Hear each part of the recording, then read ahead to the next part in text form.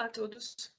Esse é o vídeo de apresentação do trabalho Análise de Emoções em Tweets Relacionados à Pandemia por Covid-19, parte do edital PIBID 2021-2022 da Universidade de Brasília.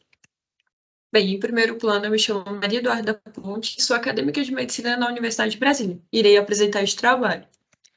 Bem, inicialmente temos como introdução o fato de que redes sociais são espaços cada vez mais relevantes de propagação de ideias, principalmente no Brasil, onde o alcance da internet tem crescido cada vez mais.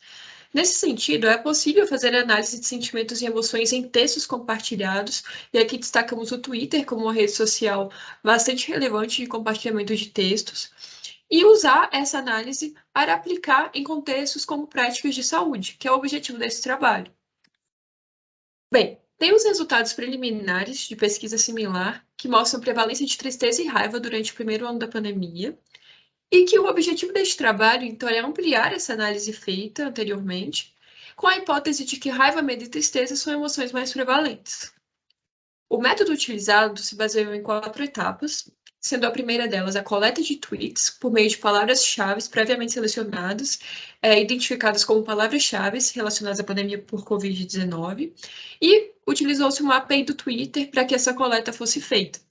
Depois foi feito o download a cada 2 dias desses tweets selecionados, constituindo assim uma série temporal. Depois foi feita a comparação de cada palavra em cada tweet com um dicionário de emoções feito pelos pesquisadores, considerando 6 emoções básicas descritas ainda no século XX por Paul Ekman. Essas 6 emoções são alegria, tristeza, raiva, medo, aversão e surpresa. Então, a partir dessas 6 emoções, cada palavra foi comparada no sentido de saber se aquela palavra obtinha a emoção ou não. Por fim, foi feita a apresentação dos dados por meio da mediana, quartil 25% e quartil 75% da prevalência a cada 100 mil tweets. A partir de então, podemos partir para os nossos resultados. Em suma, houve uma coleta entre 1º de outubro de 2020, que foi quando a pesquisa anterior se encerrou, a 28 de fevereiro de 2022, contabilizando assim 17 meses e 15.774.996 tweets analisados nesse período. Como resultado, obtivemos basicamente tristeza como a emoção mais prevalente, seguida de aversão e depois medo, com raiva, alegria e surpresa como as 3 emoções menos prevalentes. Separando por ano, temos como resultado de 2020 uma prevalência grande de tristeza em todos os meses, em azul, com mediana de 95.994 no período. Depois aversão, seguida com medo. São emoções que tiveram prevalências muito similares. Depois vemos raiva, alegria e surpresa nesses 3 últimos meses de 2020. Já em 2021, o padrão se segue. Temos uma prevalência maior de tristeza e seguida de aversão e medo, concorrendo com prevalências muito similares. Embora em março vemos que medo ultrapassou levemente a aversão.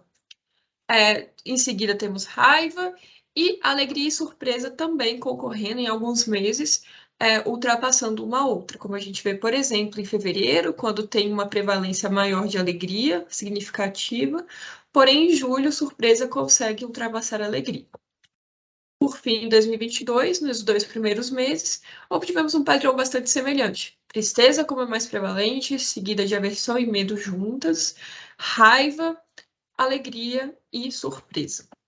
Como conclusão, então, vemos que o nosso trabalho permitiu uma análise da prevalência de emoções em usuários do Twitter entre outubro de 2020 e fevereiro de 2022, e que nossa hipótese inicial foi parcialmente corroborada, uma vez que hipotetizou-se raiva, medo e aversão como emoções mais prevalentes, mas os resultados mostraram tristeza, aversão e medo como as mais prevalentes, uma vez que tristeza não foi hipotetizada anteriormente, porém aversão, medo, sim.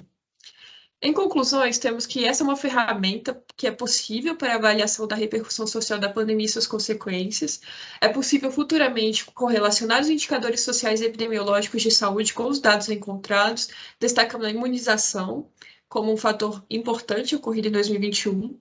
E, por fim, é possível a adoção de políticas públicas sanitárias mais eficientes na pandemia e em outros contextos de saúde, aumentando, sim, a aplicabilidade da pesquisa. Bom, esses foram nossos colaboradores e agradeço a atenção de todos. Muito obrigada.